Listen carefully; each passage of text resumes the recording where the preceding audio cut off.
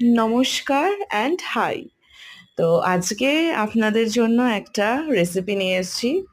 একটা নিরামিষ রেসিপি, সবার কাছেই খুবই জানা, কিন্তু আমি আমার মতন করে দেখাবো।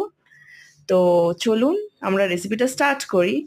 তার সঙ্গে নতুন একটা জিনিস বলি, রেসিপিটা কিন্তু আমার কুক বানাচ্ছে, কিন্তু ইনস্ট্রাকশনস দিচ্ছি আমি, কারণ ও হচ্ছে নেপালের। তো অবভিয়াসলি ওরা অনেক কিছুই জানে না বাঙালির খাবার। তো আমি ওকে শিখিয়ে দিচ্ছি, ও সেই মতো রান্না করছে। তো দেখতেই পাচ্ছেন লাউটাকে কেটে কেটে সেদ্ধ করে নিয়েছি নুন দিয়ে। এবার জলটা আমরা ফেলে লাউটাকে এক জায়গায় রেখেছি। এরপরে তার সঙ্গে কড়াইয়ে তেল গরম হচ্ছে, কড়াইয়ে একটু সাদা জিরে দিয়ে দেওয়া হলো, আর একটু আদা দিয়ে দেওয়া হলো। এর সঙ্গে যাবে অল্প করে নুন আর হলুদ। আমরা লাউটাকে সেদ্ধ করে নিয়েছি, আপনারা চাইলে নাও করতে পারেন। আচ্ছা, এরপরে আমরা একটা শুকনো লঙ্কা দিয়ে দিলাম দুভাগ করে। এবার এটাকে একটু নেড়েচেড়ে নিতে হবে। আপনারা লঙ্কা বাটাও অ্যাড করতে পারেন যদি একটু ঝাল ঝাল খেতে চান। তো এই সুখা লাউ রেসিপিটা আপনারা ট্রাই করে দেখবেন, নিশ্চয়ই ভালো লাগবে। আচ্ছা, এরপরে এটা যখন একটু কষা কষা হয়ে যাবে, আমরা একটু লঙ্কা কুচি দিয়ে দিলাম আর লাউটা দিয়ে দিচ্ছি।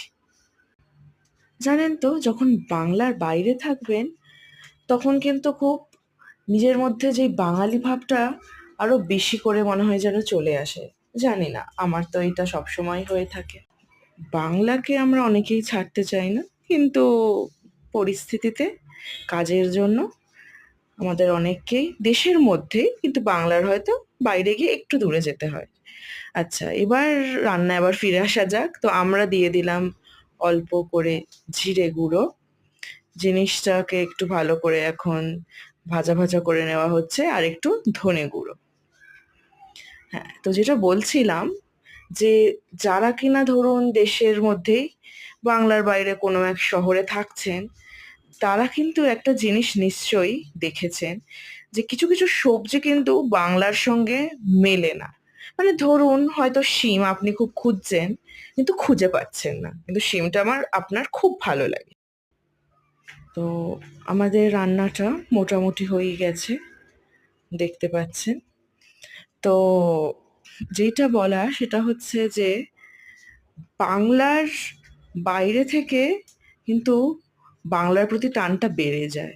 আর তাই আপনাদের জন্য শেয়ার করলাম আজ বাংলার বাইরে থেকে লাউ রেসিপি।